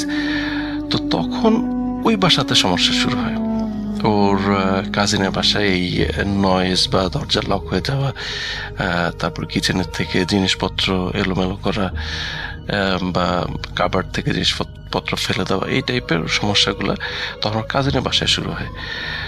তো তখন ওর ওয়াইফ তারপর রাসিম দুইজন একটু অকওয়ার্ড ফিল করে যে আমাদের কারণে আরেকজনের বাসায় এই প্রবলেমটা হচ্ছে। আর ওর কাজিন যে বাসায় থাকতো এটা একটা শেয়ার্ড ফ্ল্যাট আর কি। তো ওইখানে অন্যান্য রুমে যারা থাকতো তারা ওদের সাথে রিলেটেড না। তো এই কারণে ও আরো একটু রাসিমের ওয়াইফ জিনিসটা নিয়ে ফিল করে। তো তখন ওই ওদের যে হুজুর রাসিম, যে পোর্টসমাউথের যে হুজুর, তো উনি বলে যে আচ্ছা আমি তো যেহেতু দূরে লন্ডনে না, তো আমার জন্য ডিফিকাল্ট এখান থেকে পুরো জিনিসটাকে রিজলভ করা, তো ইফ পসিবল তোমরা পোর্টসমাউথে মুভ করো। তো এই অ্যাট দিস মোমেন্ট তো রাসিম আমার সাথে দেখা করে এবং বলে যে স্যার আমরা হয়তো ভেরি সুন উইদিন 1 সপ্তাহ বা 2 সপ্তাহের মধ্যে আমরা পোর্টসমাউথে মুভ করতেছি। আর মুভ করার পরে যদি প্রবলেম রিজলভ হয় তাইলে তো ভালো, I will be coming back again. আর যদি রিজলভ না হয়, এমনও হইতে পারে হয়তো আমরা ইংল্যান্ড ছেড়ে আবার পাকিস্তানে ব্যাক করব, যে ওইখানে হয়তো এই টাইপের ইস্যুর প্রবলেমগুলো আরো বেটার ডিল করা যাবে, আরো রিসোর্সেস ভালো থাকবে। তো এইটা ছিল situation. And eventually I lost contact with Rasim, যে আমি জানি না ওর প্রবলেমটাকে আসলে রিজলভ করতে পারছিল কিনা, ওরা কি ইংল্যান্ডেই ছিল না ওরা পাকিস্তানে ব্যাক করছে, এই ব্যাপারগুলো আসলে জানি না। কিন্তু মানে এটা একটা আমার জন্য আনসলভড মানে স্টোরি, যেটা আমি জানি না যে এন্ডিংটা কি হয়েছিল, বাট আমার কাছে কাহিনীটা একটু মনে হয়েছে যে ডেফিনেটলি এটা শেয়ার করার মতো হয়তো কিছু, আর এই কারণে আমি আজকে আপনাদের সাথে শেয়ার করলাম। তো নিউ ইয়ারের শুভেচ্ছা দিয়ে সবাইকে শেষ করছি। Happy new year. তো আমি এখন যেটা করবো সেটা হচ্ছে আবারও আমাদের অতিথির কাছে যাব এবং তার কাছ থেকে একটা ঘটনা শুনে আসবো। আপনার নামটা প্লিজ একটু বলবেন। আমাদের প্রথম যে অতিথি তিনিই আবার আরেকটা ঘটনা বলবেন এবং তারপরে আপনার ঘটনাটা আমরা শুনবো। থ্যাংক ইউ রাসেল ভাই, Shakib again. You are most welcome. Rasel ভাই, এখন যে স্টোরিটা শেয়ার করবো এই স্টোরিটা হচ্ছে 2008-এর একটা ঘটনা। এই জি। স্টোরিটা হচ্ছে আমার এক ছোট মামা, ওর নাম হচ্ছে রাকিব সরকার। তো রাসেল ভাই সরাসরি স্টোরিতে চলে যাচ্ছি। জি। তো রাসেল ভাই ও একটা টাইম হচ্ছে মাদ্রাসা স্টুডেন্ট ছিল, বা মাদ্রাসা স্টুডেন্ট থাকাকালীন অবস্থায় তো ওর মাদ্রাসার পড়ালেখা ওর ভালো লাগছে না। তো ওর বাবাকে বলে যে আব্বু আমার মাদ্রাসার পড়া ভালো লাগছে না, আমি মাদ্রাসা লাইনে পড়বো না। তো তারপরে হচ্ছে ওর বাবা ওকে নিয়ে এসে একটা তারাগঞ্জের একটা রংপুর জেলা তারাগঞ্জ থানার একটা গ্রামের স্কুলে ওকে ভর্তি করা দেয় আর কি। তো হয় কি যে সামার ভ্যাকেশনে সব স্কুল থেকে হচ্ছে পিকনিকে চলে যায়, তো ওদের স্কুল থেকে যথারীতি পিকনিকে যাওয়া হয় আর কি। তো দেখা যাচ্ছে যে রংপুর থেকে প্রায় অনেক দূরেই ছিল, বাহিরে একটা পিকনিক প্লেস ছিল। তো ওখান থেকে তারা পিকনিক শেষ করে তো দেখা গেল যে ফিরতে ফিরতে রাত 12টা হয়ে যায়। তো সবাই জানে যে আপনার হচ্ছে পিকনিকের বাসগুলো ফার্স্ট অফ অল স্কুলে আসে, স্কুল থেকে যে যার মতো বাসায় চলে যায়। তো ও বাসায় স্কুলে চলে আসে, আসার পর ওর একটা ফ্রেন্ড ছিল, তো ওর ফ্রেন্ডের নাম পারভেজ। তো পারভেজ সহ দুজন আসতেছিল। তো পারভেজ বলে দোস্ত এখন তো রাত হয়ে গেছে, তো প্রায় 12টা বাজে, তুই আজকে আমার বাসায় থেকে যা। তো বলে দোস্ত না থাকা যাবে না, আম্মুর আগারাগি করবে, বাসা তো পাশেই। তো বলে রাখি যে পারভেজের বাসা থেকে ওর বাসা যাইতে মাত্র 20 মিনিট টাইম লাগে আর কি। তো বলে যাইতে পারবো। তারপর দেখ ভেবে দেখ, অনেক রাত কিন্তু, ভয় পাবি আবার। না কিচ্ছু হবে না। তো এই বলে ওখান থেকে রওনা দেয়। তো দেওয়ার পর ও একটু ওর পারভেজের বাসা থেকে প্রায় 10-15 মিনিট হাঁটার পর ওর কেমন জানি একটু গা শিরশির করছে, হঠাৎ করে লোম দাঁড়া যাচ্ছে, একটু ভয় ভয় কাজ করছে। তো ও ভাবলো একা একা আসতেছি, আর সেই সময় শীতকাল ছিল, জি। যদিও ফেব্রুয়ারির শেষের দিকে একটু একটু হালকা ঠান্ডা থাকে, আর উত্তরবঙ্গে তো এমনিতেই অনেক প্রচুর ঠান্ডা। তো ও বললো যে হয়তো বা সুইটার নিয়ে আসি নাই, হয়তো বা এরকম ফিল হচ্ছে। বাট ও ওখান থেকে জাস্ট ও যত স্টেপ সামনে যাচ্ছে তত ওর ভয়টা জেগে বসছে, ওর বডিতে কেমন জানি ওর ফিল হচ্ছে। তো আসলে ভাই ওকে বাসা আসতে হলে একটা বাসঝাড় ক্রস করতে হয় ফার্স্ট অফ অল। যখন ওর বাসঝাড়টা কাছে আসে তো দেখতেছে বাসঝাড়গুলো অটোমেটিক দুলছে। তো ভাবলো এখন কোনো ঝড় নেই, কোনো কিছু না, ওয়েদার অনেক কুল, তারপরে কেন এত বাসঝাড় নড়ছে বা সামথিং লাইক। তো ও ওটা মাথায় না নিয়ে, ও মাদ্রাসা স্টুডেন্ট, একটু বুঝতে পারছে যেহেতু এত রাত, হয়তো তার সামথিং ইজ রং, কোনো একটা প্রবলেম হতে পারে। দেন তারপরে ও আরেকটু যখন সামনে এগোচ্ছে, তো সামনে যখন এগোচ্ছে একটা বড় বট গাছ তাকে আবার ক্রস করতে হবে। তো রাসেল ভাই বট গাছটার কাছে যখন আসে, হঠাৎ করে বড় একটা ডালটা অনেক কাঁচা ছিল, ওর সামনে ভেঙে পড়ে আর কি। ওর প্রায় হচ্ছে 2 হাত সামনে ভেঙে পড়ে, আর একটু হলো মাথায় পড়তো। তো ও এটা নিয়ে খুবই ভয় পাচ্ছে। তো এত রাতে গ্রামের লোকজন দেখে যে 7টার মধ্যে সবাই ঘুমিয়ে পড়ে। তো ও ভাবলো যে চিল্লাচিল্লি করলেও কেউ শুনবে না। তো তারপরে ও যেহেতু মাদ্রাসা স্টুডেন্ট, ও একটু মানে দোয়া জানে, ওগুলা মনে মনে পড়ছে। তো এখনও ভাবলো যদি আমি এই রাস্তা আমার জন্য খুবই রিস্কি হয়ে যাচ্ছে, তো আমি একটা বাইপাস ইউজ করতে পারি। দেন ও কী করলো যে বাইপাসটা ইউজ করে রাসেল ভাই ও তাড়াতাড়ি বাসায় যেতে পারবে। তো ভাবলো যে আমি ভেতর দিয়ে যাই, তাড়াতাড়ি যেতে পারবো আর কি। তখন ও টার্ন নেয় হচ্ছে বাইপাস রোডের দিয়ে। দেন যখন যাওয়া শুরু করে, তো রাসেল ভাই ও আর একটু যেহেতু পাকা রাস্তা থেকে কাঁচা রাস্তায় তাকে নামতে হবে। তো কাঁচা রাস্তাটা নামার পর সে ফিল করতে পারছে যে একটা হাসি, অট্ট একটা হাসি। তো তারপরে ও জোরে জোরে দোয়াদুত পড়তে শুরু করে আর বলতে থাকে, দেখ আমি তোর কোনো ডিস্টার্ব করছি না, সো দ্যাট তুই আমাকে ডিস্টার্ব করিস না, আর তুই ভালো করেই জানিস আমি তোর কী করতে পারি। তো রাসেল ভাই তারপরে হাসিটা আরও বেশি হচ্ছে। তো একটা টাইমে ওর হাসিটা রাসেল ভাই ওর সামনের দিকে শুরু হলো। এর আগে হচ্ছে ওর পিছনের দিকে হাসিটা হচ্ছিল, বাট এখন সামনের দিক চলে যাচ্ছে। যতই যাচ্ছে হাসিটার আওয়াজ আরও তীব্রতর হচ্ছে। তো তারপরে ও একটা সময় দেখলো যে একটা অনেক বিকট চেহারার একটা ফেস ওর সামনে এসে হাসতেছে। জিবাটা অস্বাভাবিক বড় ছিল, আর চোখ দিয়ে প্রায় হচ্ছে মানে রক্ত ঝরছে এরকম একটা ফেস, আর চেহারাটা প্রচণ্ড ব্ল্যাক ছিল। তো ও আবারও বলে যে লাস্ট ওয়ার্নিং দিচ্ছি, তুই চলে যা। রাসেল ভাই ওদের একটা হুজুর ছিল, তো হুজুর ওদেরকে একটা দোয়া শিখায় আর একটা টেকনিক শিখায় দিয়ে বলে যে তোমরা যখন কোনো খারাপ আত্মার সম্মুখীন হবা, তোমরা যদি রাস্তায় ধুলা পাও, তো ওই ধুলা হাতে নিয়ে বাম হাতে নিয়ে ডান হাতের বুড়া আঙ্গুল চেপে ধরে যদি তোমরা এই সূরাটা পাঠ করো, তাহলে খারাপ আত্মার প্রভাব তোমাদের কাছ থেকে চলে যাবে। তো বলে দেখ আমি কি শুরু করব? তখন ও হাসিটা একটু কমতে শুরু করে। তো ভাবলো হয়তো বা চলে গেছে, কিন্তু আর একটু সামনে যাওয়ার পর রাসেল ভাই ও দেখলো জাস্ট একটা হোয়াইট কালারের একটা কাপড় জাস্ট রাস্তার এই প্রান্ত থেকে ও প্রান্ত পড়ে আছে, জাস্ট কাপড় না, কাপড়ের মধ্যে লাশ অন্য কিছু জড়ানো এই টাইপের ছিল না। তো তারপরে সে ভাবলো যা এবার এইটাকে লাথি দিব। তো ও যখন এই কথা ভাবে রাসেল ভাই, তখন দেখলো যে কাপড়টা অটোমেটিক রোল হচ্ছে আর শূন্যে ভাসছে।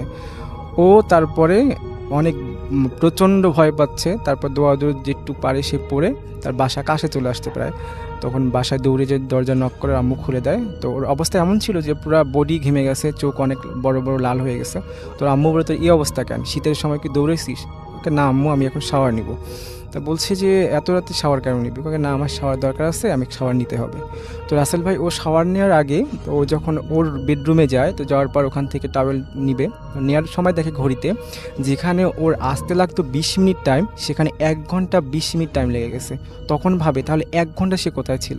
বাট সে যে প্রথমে বাঁশঝাড়ের যে একটা প্রবলেম ক্রিয়েট হলো ওটা ফেস করলো, দেন হচ্ছে বট গাছ, দেন হচ্ছে ওই যে বিকট চেহারার যে ফেসটা, দেন হচ্ছে কাপড়, কিন্তু এইটা ক্রস তো এত টাইম লাগার কথা না।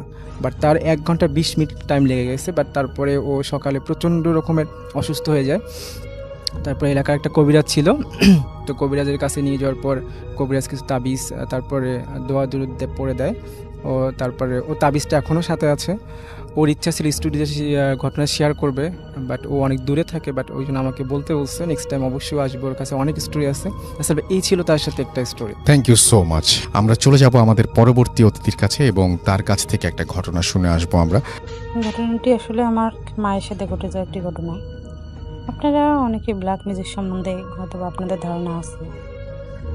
আমি আজকে যে ঘটনা বলতে যাচ্ছি সেটি ব্ল্যাক ম্যাজিকের সাথে ঘটনা। আসলে ব্ল্যাক ম্যাজিক নামটার সাথে আমরা কিন্তু সবাই পরিচিত। আজকে আমার জীবনে ঘটে যাওয়া একটা ঘটনা আমি আপনাদের সাথে শেয়ার করতে যাচ্ছি। যাই হোক, আমি আমার নামটা বলি, আমি মোহনা জান্নাত। বাড়ি আমাদের কুড়িগ্রাম জেলার কোনো একটা স্থানে। পারিবারিক কিছু সমস্যা থাকার কারণে আমি গ্রামের নামটা উল্লেখ করতে পারতেছি। ছোটো থেকেই আমার পরিবারের আমি অনেক কিছু দেখেছি। আমার বাবা একজন প্রবাসী ছিলেন। বাড়িতে আমার মা, ফুপু, দাদি, চাচি ওনারা সবাই অনেক ছিলেন। আমাদের আসলে জয়েন্ট ফ্যামিলি ছিল। আমার মা আবার বাড়ির বড় বউ ছিল। যাই হোক, বড় বউ সুবাদে যে এমনটা তা কিন্তু না।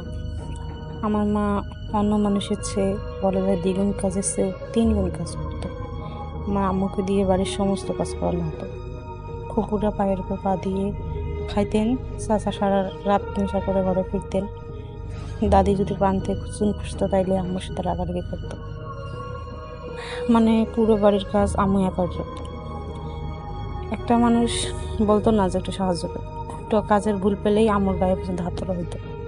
কিন্তু আমার মা কোনোদিন এইসব বিষয়ে আব্বুর কেন তুলেন। পাশের বাসার চাচি বাধ্য হয়ে আব্বুকে সব কিছু ইমোতে ভিডিও করে পাঠায় দেয়। পরে আব্বু এইসব দেখে তো মনে করে রাগারাগি করে, কিছুদিন পর আব্বু বাড়িতে চলে আসে। যাই হোক, আমাকে যে জর্জর করা হতো সেসব কিন্তু আমরা আব্বুকে বলিনি। আব্বু যখন দেশে আসলো তখন দাদিরা, আমার ফুপু, চাচা এনারা সবাই ফেরেশতার মতন ব্যবহার করা শুরু করলো আম্মুর সাথে, যেন আম্মু ছাড়া ওদের জীবন অচল। আম্মুর অনেক টেক কেয়ার করা শুরু করলো। আব্বু তো জানতো যে এসব লোক দেখানো কাজ। পরে আব্বু আমাদের পাশে একটা জমি কিনে বাড়ি করলো। বাড়ি করে আমাদেরকে নিয়ে ওই বাড়িতে উঠে। জানি না কিছুদিন যাবত আম্মুর চেহারার হাল একবারে খারাপ হয়ে গেল। আমাদের গ্রামের ভিতরে যদি 5টা বউ সুন্দর থাকে তার ভিতরে আম্মু একজন ছিল। কিন্তু আম্মুর চেহারার এরকম অবস্থা কেন হইলো আমরা কেউ জানতাম না। আব্বু এতদিনে বিদেশ চলে গেছে। আব্বু দেশে আসার পর আমার আরও 2টা ছোট ভাই হয়। যাই হোক, আম্মু শুধু মাথা ব্যথা করতো।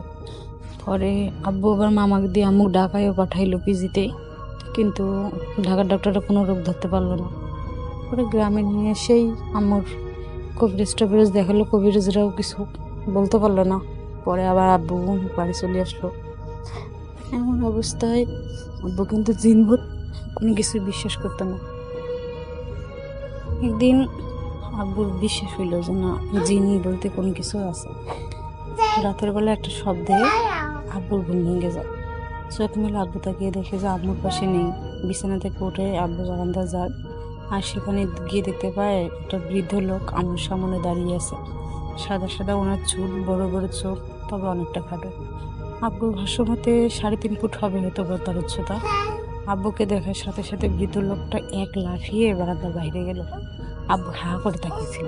বারান্দার লোহার গ্রিল, কিন্তু বড় জোর হাতেই বের হবে বাইরে, কিন্তু একটা মানুষ কিভাবে বাইরে বের হতে পারে? আব্বু মনে করেন লোকটা দেখে আর আব্বুর চোখের সামনে আম্মুটা দেখে তারপর আব্বু কিন্তু ঠিকই বিশ্বাস করল। তারপর আমরা জানতে পারলাম যে আমার আম্মুকে ব্ল্যাক ম্যাজিক করা হয়েছে, এমনকি এটা দাদি করছে যাতে আম্মু দাদি কথা মতন চলে আর দাদি সব কিছু আবার আগের মতন করতে পারে, তার জন্যই করা হয়েছে। যাই হোক, এখন আমরা জানতে পারছি, কিন্তু কিছুদিন পর আম্মু মারা গেল। কী করার, এখন আমরা রয়েছে আমাদের মতো নেই।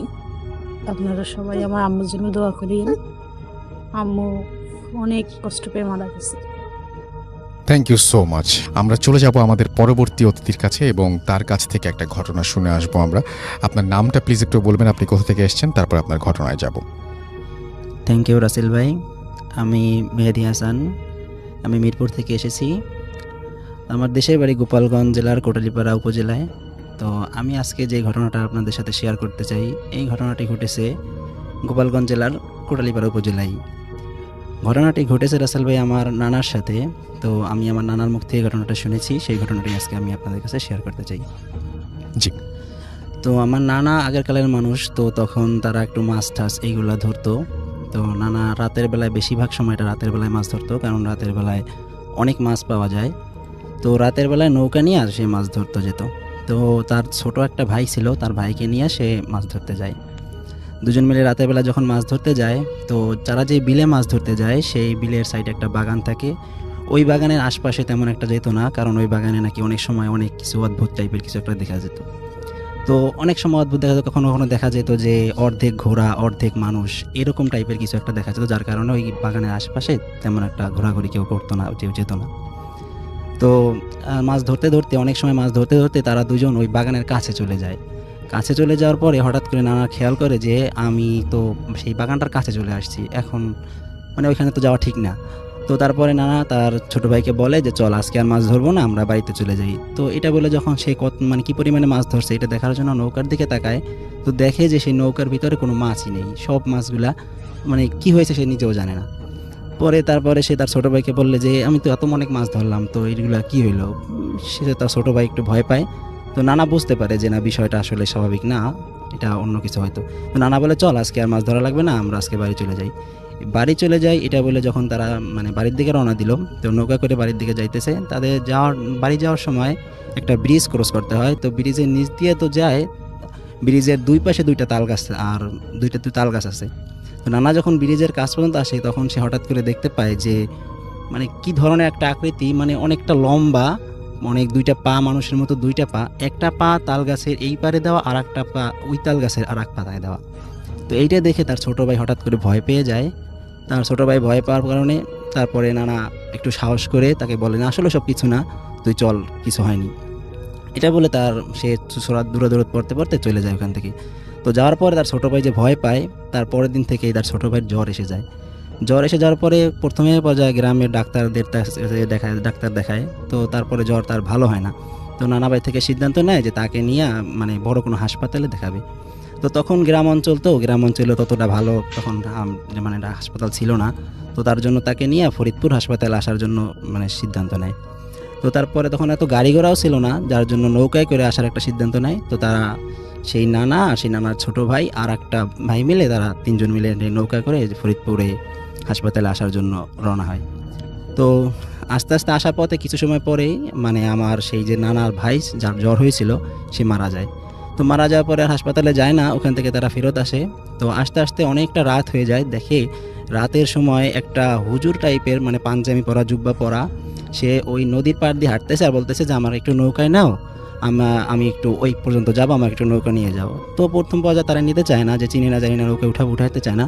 কিন্তু তারপরে আবার ভাবলো যে হুজুর যেহেতু আমার ভাইটা মারা গেছে, তো তার পাশে বসে থাকলে হয়তো একটু দোয়া দরুদ পড়লে আমার ভাইটার আত্মা শান্তি পাবে। তো এটা ভেবে সেই হুজুরটাকে উঠানোর পরে তাকে বলেও যে তুমি আমার এই যে ভাই মারা গেছে এর পাশে আপনি এই ভাইয়ের পাশে বসে আপনি কিছু সূরা কেরাত পড়েন। পরে সে ওখানে তার মানে বসে। তো অনেক রাত যখন হয়, তো অনেক রাতের সময় আমার যে নানার যে ভাই সে মানে চুপচাপ রয়েছে, একটু ঘুমিয়ে মতো ভাব এসে গেছে। তো হঠাৎ শুনতে পায় যে কর্মর একটা শব্দ, মানে হাড্ডি গুড্ডি চাবাইলে যেরকম একটা শব্দ হয় ঠিক ওই রকম একটা শব্দ। তো সে পিছের দিকে খেয়াল করে সেই লাশের কাছ থেকে এই শব্দটা আসতে থাকে। তো সেই লাশের কাছে যখন লক্ষ্য করে সে দেখে যে ওই যে হুজুরটা উঠছিল সেই হুজুরটা ওই যে সেই লাশটার হাড়গোড় চাবাইতেছে। তো এটা দেখে মাত্র সে অনেকটা ভয় পায়। অনেকটা ভয় পাওয়ার পরে সে তখন কি করবে এটা বুঝতে পারে না। তো বুঝতে না পারার পরে সে ভাবে যে এখন যদি আমি এটা নিয়ে মানে কিছু একটা করি তাহলে হয়তো আমাদেরকেও খেয়ে ফেলবে। এই জন্য ও আর কিছু না বলে ও বলে যে বলে যে ভাইয়া আমার মানে নৌকাটা একটু, আমার নানাকে বলে যে নৌকাটা একটু মানে সাইডে নাও, আমি একটু বাথরুমে যাবো এরকম বলে। পরে তারপরে নানা সাইডে নেওয়ার পরে বলে তুমিও আমার সাথে আসো, আমার তো একটু ভয় লাগতেছে। তো নানাও সাথে যায়, যাওয়ার পরে একটু দূরে গিয়ে সেই ঘটনাটা খুলে বলে যে আসলে যেই হুজুরটা উঠছে আসলে সে তো হুজুর না, সে হয়তো অন্য কোনো কিছু একটা, যার কারণে ওই আমার যে মারা গেছে তার লাশটা চাবাই খাইতেছে। পরে সে নানা বুঝতে পারে ব্যাপারটা। তারপরে তারা যাওয়ার পরে অন্য একটা বাড়িতে যাওয়ার পরে বাড়িতে আশ্রয় যেতে চায়, কিন্তু বাড়ি থেকেও তখন সন্ধ্যাবেলা আগেরকালে দরজা লক করে দরজাটা সাধারণত খুলতো না, যে কি না কি এই জন্য খুলতো না। তো দরজা না খুলে তো তারা কি করবে, কোথায় থাকবে, তারা একটা গরুর যে ঘর ওই গরুর ঘরের ভিতরে যে থাকে, তো গরুর ঘরে থাকে এইভাবে ওই রাতটা ওখানেই কাটায়। তারপরে সকালে যখন নৌকার কাছে আসার পরে দেখে রাসেল ভাই যে নৌকাটা একদম মানে খাড়া করে অর্ধেক মাটির নিচে ঢুকানো আর অর্ধেক খাড়া করা, আর যে বৈঠা যেটা দিয়ে নৌকা বায় ওই বৈঠাটা একদম মানুষের পেটের ভিতরে যেরকম ছুরি ঢুকানোর মতো ঠিক ওই রকম পেটের ভিতরে ঢুকাই রাখছে, আর লাশের প্রায় মানে 1/3 অংশই খেয়ে ফেলছে। তারপরে তারা গ্রামে মাসিদের জানানোর পরে তারা সকালবেলায় ওই লাশটা নিয়ে আর যে বাকি অংশ থাকে সেটা নিয়ে তারা দেশের বাড়িতে আসে। এই ছিল রাসেল ভাই আমার আজকের ঘটনা। ধন্যবাদ আপনাকে আপনার ঘটনার জন্য। আমরা চলে যাব আরও একটা অডিও ক্লিপে, এবং সেই অডিও ক্লিপটা শুনে আবারও ফিরে আসব, এবং আশা করছি যে আগের মতো এই অডিও ক্লিপটিও আপনাদের ভালো লাগবে। চলুন শুনে আসি। সালাম আলাইকুম রাসেল ভাই, আশা করি আপনি ভালোই আছেন, যেহেতু সবসময় ভালো দোলায় থাকেন। আমি খাজান মেইল। যে ঘটনাটা রাসেল ভাই এখন আপনাকে বলবো সেই ঘটনাটা হচ্ছে আমার মানে নানার মুখ থেকে শোনা ঘটনাটা। তো কথা না বাড়ি ঘটনায় আসি। যে ঘটনাটা রাসেল ভাই এখন বলবো সেটা নানা আমাকে শুনিয়েছে রিসেন্টলি, কিন্তু ঘটনাটা হচ্ছে আজ থেকে প্রায় 15 থেকে প্রায় 20 বছর আগের আর কি। হতে পারে সেটা 1900 বা 2000 এই সময়কার আর কি ঘটনা, একুরেট জানা নেই। তো ঘটনা বলি, আমার মামা আর কি মানে উনার ছেলে, আমার মামা একজন খুব ভালো ইলেকট্রিশিয়ান ছিলেন। তো ইলেকট্রিশিয়ান ছিলেন না, আজও আছেন ইলেকট্রিশিয়ান। উনি যেটা করছিলেন যে উনি শিক্ষাগত যোগ্যতা আসলে অত বেশি না থাকার দরুন উনি আসলে কারিগরি শিক্ষায় উনি আসলে বেশি উনি গিয়েছিলেন। তো সেই কারণে উনি ইলেকট্রিশিয়ানের ব্যাপারটা উনি শিখেছিলেন এবং পরবর্তীতে ভালো একজন ইলেকট্রিশিয়ান হয়ে গেছে।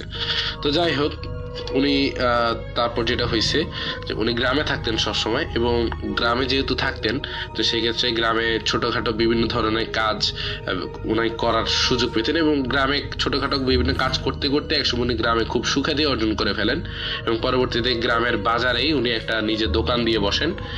এবং সবচেয়ে বড় কথা হচ্ছে যে উনার এই ব্যাপারটাতে আসলে অনেকে লাভবান হয়েছে।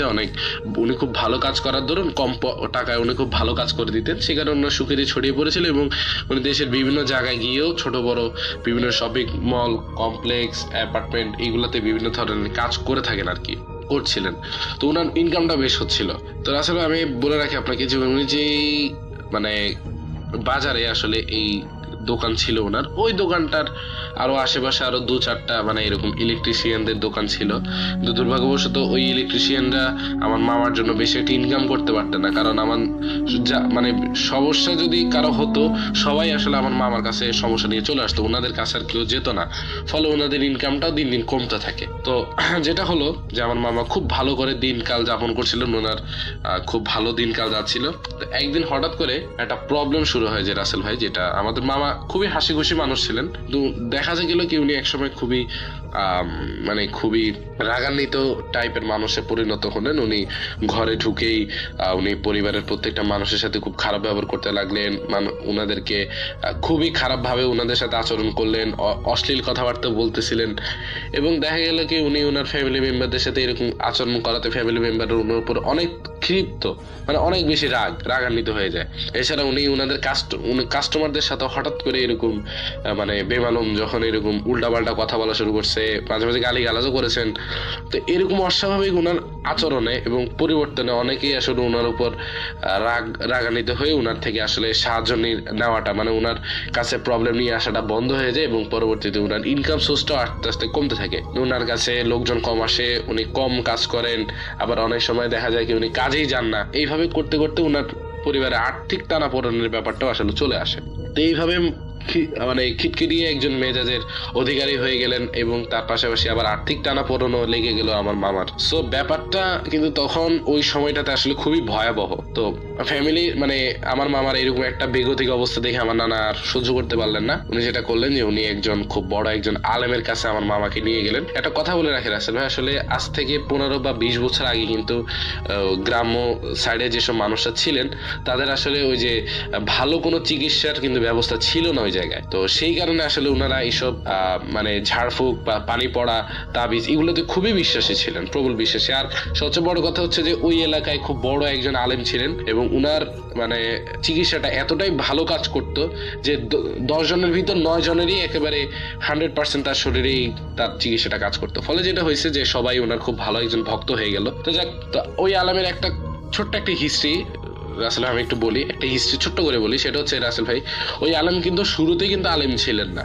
উনি প্রথমে একটা মসজিদের ইমাম ছিলেন, 5 ওয়াক্ত নামাজ মসজিদে পড়াতেন, এবং উনি যে মসজিদে আসা যাওয়া করতেন মসজিদের আগে একটা কবরস্থান ক্রস করে ওনাকে আসা লাগতো। এখন কবরস্থান ক্রস করে যখন ওনাকে আসা লাগতো তখন উনি ওই কবরস্থান ক্রস করে 5 ওয়াক্ত নামাজ এসে পড়াতেন মসজিদে, আবার বাড়ি চলে যেতেন। তো ব্যাপারটা হচ্ছে কি, যখন কবরস্থান ক্রস করে উনি আসা যাওয়া করতেন তখন কবরস্থানে থাকা একটা জিন উনার মানে উনাকে খুবই পছন্দ করে ফেলে এবং উনার সাথে থাকার জন্য মনস্তাব করে। এবং পরবর্তীতে একদিন ওই ইমাম সাহেব যখন রাতে ঘুমাচ্ছিলেন উনার বাড়িতে, তখন ওই জিনটা আসলে উনার সামনে এসে হাজির হয় এবং ওনাকে নির্ভয় দিয়ে বলেন যে হুজুর দেখুন, আমি আপনার কোনো ক্ষতি করবো না, জাস্ট আমার একটাই নিবেদন যে আমি আপনার সাথে থাকবো। তো হুজুর চিন্তা করলো যে এই জিনকে দিয়ে যদি আমি আসলে মানুষের ভালো কিছু করতে পারি তাহলে আমার যেরকম সুখ্যাতিও হবে, আমার 2 পয়সা আমি রোজগারও করতে পারবো, এছাড়া আমি ভালোও থাকতে পারবো। তো উনি সেই দিনটাকে সাথে সাথে বললো যে ঠিক আছে, আমি তোমাকে আমার সাথে রাখবো, তবে আমার 2টো শর্ত আছে। সেই শর্তটা হচ্ছে, প্রথম শর্তটা হচ্ছে যে তুমি আমার কোনো ক্ষতি করতে পারবে না, দ্বিতীয়টা হচ্ছে যে আমি যা বলবো তুমি তা করবা। সেই দিনটাও রাজি হয়ে যায় এবং পরবর্তীতে আসলে উনি ওনার এরকম একটা চিকিৎসা দরবার খুলে বসেন, যেখানে আসলে প্রত্যেক দিন প্রায় দেখা যায় কি 100-150 রোগী ওনার কাছে আসে চিকিৎসা নেওয়ার জন্য, এবং দূর দূরান্ত থেকেও বিভিন্ন রোগী আসে চিকিৎসা নেওয়ার জন্য, কারণ ওনার চিকিৎসাতে যে খুব ভালো ফলাফল পাওয়া যায়। মানে সবারই একটা ধারণা ছিল যে ওনার কাছে গেলেই সুস্থ হয়ে যাবে। তো আমার নানা খুব ভালো একজন মানে নামাজ পড়তেন, উনি সবসময় 5 ওয়াক্ত নামাজ পড়ার কারণে উনি ওই সময় আলেমের কাছে আমার মামাকে নিয়ে যান। তা আলেমের কাছে যখন আমার মামাকে নিয়ে যান তখন ওই আলেম তাকে দেখেই মানে আমার নানা এবং আমার মামাকে দেখেই বললেন যে আপনারা দাঁড়ান, আপনাদের ভেতরে আসা লাগবে না, আমি আপনাদের সমস্যাটা জানি, আপনারা একটু বাইরে দাঁড়ান। আমার নানা এবং মামা খুবই অবাক হয়ে গেলেন যে কি ব্যাপার, আমরা তো এখনো উনার ঘরেই ঢুকলাম না, উনি কেমনে বুঝলেন যে আমাদের সমস্যা আছে এবং আমাদের সমস্যাটা উনি জানলেন কেমনে। তখন 10 মিনিট পরে আলেম উনার ঘর থেকে বেরিয়ে এসে বললেন যে আমি আপনাদের সমস্যাটা খুব ভালো করে জানি এবং আপনাদের সমস্যার সমাধানকে আজকে আমি রাতেই করব, সুতরাং আপনারা এখন বাড়ি যান, আমি এশা নামাজের পরে আপনাদের বাড়িতে আসবো।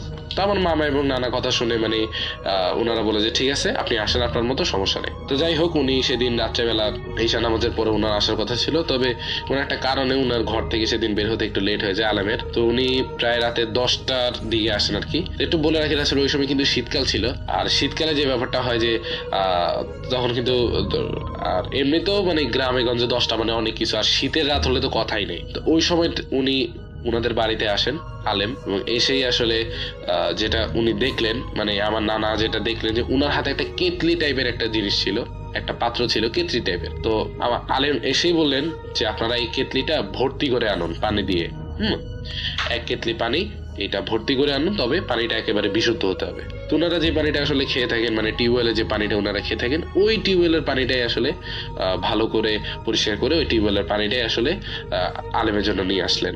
এবং আলেম তখন বলল যে ধন্যবাদ, আপনারা এখন মাটিতে বসেন, আমি খাটে বসতেছি, আর আমার মামাকেও খাটে বসতে বলা হলো। তা আমার মামা হচ্ছে খাটের নিচের অংশে, মানে খাটের পায়ের অংশে বসছে, আর মাথার অংশে বসছে হলো আলেম, আর আমার নানা নানি বসছেন হচ্ছে মাটিতে। তখন আমার নানাকে ওই আলেম নির্দেশ দিলেন যে আপনাদের ঘরে যত বাতি আছে সব নিভাই দেন। তো রাসেল ভাই তখনই না ওনাদের ওই জায়গায় মানে ইলেকট্রিসিটি ছিল না, ওনারা ওই যে হারিকেন বা ওই যে মোমবাতি জ্বালিয়ে আর কি ওনাদের দিন চলতো। তো বললো যে আপনাদের যত মোমবাতি আছে মোমবাতিগুলো নিভাই দেন, আর একটা কথা যে আপনারা এরপর থেকে যা দেখবেন সবকিছু শুধু দেখিয়ে যাবেন, আমি যতক্ষণ না কোনো কথা বলবো তার আগ পর্যন্ত আপনারা কোনো কথা বলবেন না। তো ওনারা সবগুলা বাতি নিভিয়ে দেন। ওনারা সবগুলো মোমবাতি নিভিয়ে দেওয়ার পরে আলেম তার কাজ শুরু করে।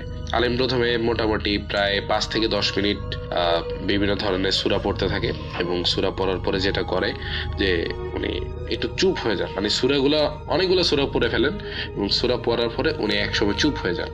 তো চুপ হয়ে যাওয়ার পর উনি খুব লম্বা করে একটা ফু দেন ওই পানিটার ভেতর, যে পানিটা ওই কেতলিতে আছে, ওই কেতলির পানিতে উনি লম্বা করে একটা ফু দেন, এবং ফু দিয়ে যেটা করেন যে ওই কেতলির পানিটা পুরো ঘরে একটাবার ছড়ায় দেন, ওই খাটে বসেই ছিটিয়ে দেন ওই পুরা ঘরের ভেতর ওই কেতলির পানিটা। তো যাই হোক, কেতলির পানিটা ছিটায় দেওয়ার সাথে সাথে রাসেল ভাই একেবারে সাথে সাথেই মনে হলো যে খুব ভারী একটা বস্তু, খুব ভারী, মানে প্রায় অনেকটা হলো যে কি বলি রাসেল ভাই, যে 100 কেজি ওজনের যদি একটা মানুষ মানে 3 তলা উঁচু থেকে যদি একটা মাটিতে পড়ে, মাটির উপর যেরকম একটা প্রেসার তৈরি হবে, ওই প্রেসারেই ওনাদের ঘরের টিনের উপর মনে হয় যে কিছু একটা পড়লো, এতটা শব্দ হয়েছে। এই শব্দে তো মানে আমার মামা নানা নানি সবাই ভয় পেয়ে গেছে, কিন্তু আলেম কিন্তু কোনো ভয় পান নাই। তো যেটা হলো রাসেল ভাই, যে সবাই যখন এই শব্দটা শুনে ভয় পেয়ে যান, আলেম তখন বসেই রয়েছে, উনি ওনার কাজ করে যাচ্ছেন। তো তখন ওই শব্দটা আস্তে আস্তে আস্তে আস্তে করে মনে হচ্ছে যে চালের উপর থেকে নিচের দিকে নেমে আসতেছে, এবং পরবর্তীতে ওনাদের ঘরের দরজা জানা রাসেল ভাই কিন্তু মোটামুটি বন্ধই ছিল, যেহেতু শীতের দিন বন্ধই ছিল। তখন ওনাদের ঘরের যে মানে ওই রুমের যে জানলাটা ছিল ওইটা এত জোরে রাসেল ভাই খুলে যায় যে মনে হলো যে কেউ যেন খুব জোরে ধাক্কা দিয়ে ওইটা ভেঙে ফেলতে চাইছিল, এমন জোরে খুলে যায়। খুলে যাওয়ার পরে রাসেল ভাই ওই জানলাটা দিয়ে খুব ভালো করে দেখা যাচ্ছে যে অন্ধকারের ভেতরে, এই অন্ধকারের ভেতরেও একটা সাদা জিনিস ঢুকে যাচ্ছে, খুব সাদা একটা জিনিস ঢুকে যাচ্ছে। সাদা জিনিসটা ঢুকে আস্তে আস্তে ধোঁয়াটা ঢুকতে ঢুকতে ঢুকতে ঢুকতে এবং পরবর্তীতে সম্পূর্ণ যখন ঢুকলো সেটা এসে আমার মামার পাশে এসে দাঁড়ালো। এখন মনে হতে পারে যে সাদা জিনিসটা কি, হয়তো হইতে পারে কোনো কিছু, কিন্তু সবচেয়ে অবাক করা যে রাসেল ভাই ব্যাপারটা হচ্ছে ওই সাদা ধোঁয়াটা যখন একটা রূপ ধারণ করলো, সবচেয়ে অবাক করা ব্যাপার হচ্ছে ওই সাদা ধোঁয়াটা আমার মামার রূপ ধারণ করছে।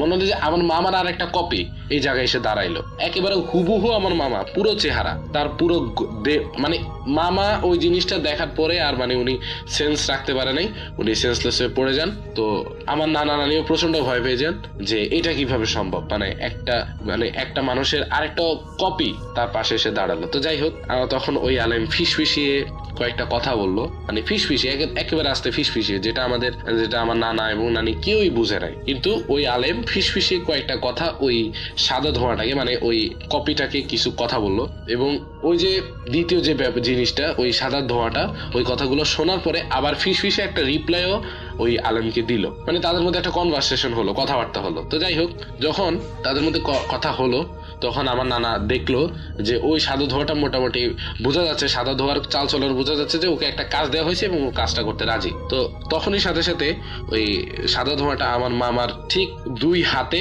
বুকে এবং পেটে এই জায়গাটার ভেতরে একটা যা স্পর্শ করছে, জাস্ট একটা স্পর্শের সাথে সাথে রাসেল ভাই একটা দমকা বাতাস, মানে আমার মনে হলো যেন আমার মানে রুমের ভিতর হঠাৎ করে মনে হয় যে কেউ একটা দমকা বাতাস ঢুকাই দিছে, এরকম একটা ব্যাপার। একটা দমকা বাতাসের সাথে আমার মামার দেহের ভেতর থেকে একটা খুব চিকন একটা সরু লাঠির মতো একটা কালো ধোঁয়া বেরিয়ে আসলো। ঠিক আছে, খুবই কালো একটা ধোঁয়া বেরিয়ে আসলো এবং কালো ধোঁয়াটা যখন, ওইটার কিন্তু কোনো রূপরেখা নাই, এটা একটা জাস্ট কালো ধোঁয়া দেখা যাচ্ছে, ওইটা এসে সাদা ধোঁয়াটার পাশে দাঁড়ালো এবং সাদা ধোঁয়া কিছু কথা কালো ধোঁয়াটাকে বললো এবং কালো ধোঁয়া সেই কথাগুলো শুনে কিছু রিপ্লাই আবার সাদা ধোঁয়াটাকে দিল। তারপরে আবার সেই সাদা ধোঁয়াটা কিছু কথা বললো এবং সেটাতে সম্মতিমূলক কিছু কথা মানে আবার সেই ইয়াটা বললো, যেটা আমার নানা নানি বুঝলো যে মানে সাদা ধোঁয়াটা কিছু কথা প্রথমে জিজ্ঞেস করছে, তারপর সাদা ধোঁয়াটা হয়তো কিছু কথা বলছে যেটাতে ওই কালো ধোঁয়াটা রাজি হয়েছে এবং সবচেয়ে বড় কথা রাসেল ভাই যখন রাজি হয়ে গেল তখন আস্তে করে সেই কালো ধোঁয়াটা ওই জানলাটা দিয়ে বেরিয়ে গেল।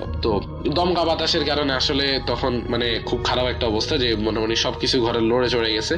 তখন ওই সাদা ধোঁয়াটা যেটা হয়েছে রাসেল ভাই, ওই সাদা ধোঁয়াটা আবার কিছু কথা রিপ্লাই করে আলেমের কাছে জানালেন এবং আলেম ওকে বললো যে তুমি চলে যাও। তারপরে যেটা হলো যে সাদা ধোঁয়াটা মানে আমার মামার যে একটা কপি আসলো, ওই কপিটা আস্তেই করে আবার ধোঁয়ায় রূপান্তরিত হয়ে তখন সেটা জানলা দিয়ে না, সেটা দরজা খুলে বেরিয়ে গেল। হ্যাঁ, দরজা খুলে বেরিয়ে গেল, খুবই অবাক করা ব্যাপার। তো এই পুরো ব্যাপারটা কিন্তু আমার নানা নানি একেবারে বুঝে দেখছে, মানে দেখতেছে পুরো ব্যাপারটা দেখলো এবং পুরো ব্যাপারটা সংগঠিত হতে মানে পুরো ব্যাপারটা হইতে মিনিমাম ওনাদের যে ধারণা যে সময় গড়াইছে প্রায় 1 থেকে 1.5 ঘন্টার মতো সময় গড়াইছে পুরো ব্যাপারটা হইতে। খুব স্লোলি হয়েছে ব্যাপারটা, কিন্তু আমি খুব দ্রুত বললাম। তো রাসেল ভাই পরবর্তীতে যখন ওই সাদা ধোঁয়াটা বেরিয়ে গেল তখন আমার ওই আলেম আর কি আমার নানা নাকি বললেন যে আপনারা ঘরের আলো জ্বালান। তারপর তারা ঘরের আলোটা জ্বালালেন। আলো জ্বালানোর পরে যেটা হলো রাসেল ভাই, যে আলেম ওনাদেরকে বললেন যে দেখেন আপনার ছেলের সুখ্যাতি আসলে অনেক বেশি, হ্যাঁ এটা পুরো গ্রাম জুড়ে অনেক বেশি সুখ্যাতি এবং তার যে সততা বা তার যে এই যে তার বিভিন্ন ধরনের গুণ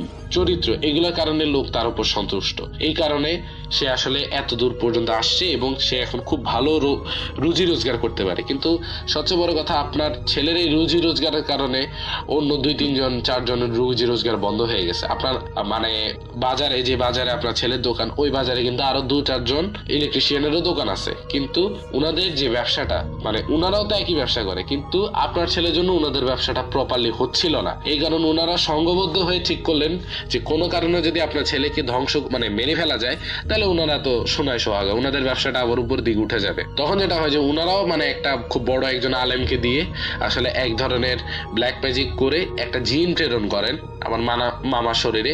তো প্রথমে জিনটা যেটা করে যে আমার মামার প্রথমে মানে শরীরে ঢুকেই আমার মামার মেজাজটা খিটখিটি করে ফেলেন এবং তারপরে যেটা করেন যে অসুস্থ বানায় ফেলেন। এর ফলে যেটা হয় যে আসলে মামার সাথে এই ঘটনাটা ঘটে। আর এই পুরো ঘটনাটা আসলে ভাই 100% সত্য এবং এই ঘটনাটা আজ থেকে প্রায় 15 থেকে 20 বছর আগের ঘটনা, যেটা আমি কথায় কথায় আসলে আমি আমার নানা থেকে রিসেন্টলি জানতে পেরেছি। তো রাসেল ভাই আসলে ঘটনাটা কতটুকু ভালো লাগছে আমি জানি না, তবে ঘটনাটা যদি আপনার কাছে ভালো লাগে তবে আপনি ঘটনাটা অফকোর্স শেয়ার করবেন, আর ভালো না লাগলেও সমস্যা নাই। তবে আমার কাছে খুবই রহস্যময়, আর পুরো ঘটনাটা আমি কল্পনা করলেই মানে আমার খুবই অবাক লাগে। তো যাই হোক রাসেল ভাই, যদি ঘটনাটা ভালো লাগে অফকোর্স সবার সাথে শেয়ার করবেন, প্লে করবেন এবং যারা এলে ঘটনাটা শুনেন সকল লিসেনারদের অসংখ্য ধন্যবাদ। সালাম আলাইকুম রাসেল ভাই। এখন যেটা করব সেটা হচ্ছে আরও একটা ঘটনা যাব, আমাদের সঙ্গে আরও একজন অতিথি আছেন তার সাথে আমরা কথা বলবো এবং আপনার প্রথমে নামটা বলবেন, তারপরে আপনার ঘটনায় যাব আমরা, এবং আপনি কোথা থেকে এসেছেন সেটা একটু কাইন্ডলি বলবেন। ধন্যবাদ রাসেল ভাই। আমি মোহাম্মদ রাজবীর খান আরিফ, আসছি উত্তরা দক্ষিণখান থেকে। জি বলেন। তো রাসেল ভাই ঘটনা যেটা বলবো ওটা হচ্ছে 2008 সালে ঘটনা। তো 2008 সালে মানে আমার ফুপি মারা যায়, যার ফলে আমার স্কুল থেকে আমার আব্বু আম্মুর সাথে মানে গ্রামে চলে যায় দাদার বাড়িতে। তো গ্রামে যাওয়ার পর 3 দিন পর যে একটা অনুষ্ঠান করা হয়, সেই অনুষ্ঠান করানোর পর আম্মু বিকাল দিকে নানুর বাড়িতে চলে যায়। যার ফলে নানুর বাড়িতে যাওয়ার পর মানে রাত্রের দিকে মামা, আমি, আব্বুর কাছে মানে ফোন আসে যে নানু মানে শ্বাসকষ্ট হয়েছে আর কি, সেজন্য আর্জেন্ট একটু বাড়িতে আসলে ভালো হয়। আচ্ছা। তো মামার সাথে আমি মামা বলতেছে আমাকে যে বাড়িতে যাবো কিনা, তো মামা আমাকে বলতেছে যে আমিও সাথে যেতে, তো যেতে আর কি। তো তাই বাইক নিয়ে আর কি আমরা যাব, রওনা দিব। সে ব্যবস্থা করে আমরা বের হয়েছি বাইক নিয়ে। তো আব্বু বলতেছে আব্বু সকালবেলা আসবে, তো আমি চলে যেতে আর কি, আমি আর মামা। তো আমি বাইক ড্রাইভ করতে চাইছিলাম, কিন্তু আব্বু নিষেধ করাতে আমাকে আর ড্রাইভ করতে দেয়নি, বলছে মামাকে ড্রাইভ করতে। তো মামা ড্রাইভ করতেছে, মানে একটা বাজার গেছিল আর কি, বাজার থেকে। তো আমাকে বলছে যে, আমি মামাকে বললাম যে মামা আমি ড্রাইভ করব, তুমি আমাকে দাও।